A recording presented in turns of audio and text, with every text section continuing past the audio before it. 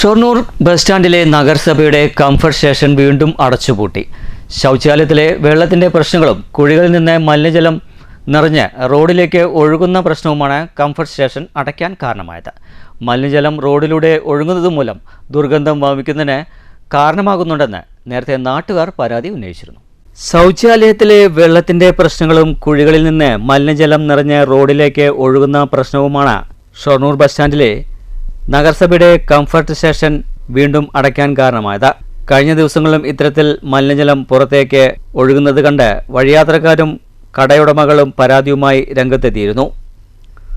ഒരു മാസം മുൻപ് ഇതേ പ്രശ്നത്താൽ കംഫർട്ട് സ്റ്റേഷൻ അടച്ചിടുകയും 15 ദിവസത്തിന് ശേഷം പ്രശ്നം പരിഹരിച്ച് തുറന്നു കൊടുക്കുകയും ചെയ്തിരുന്നു.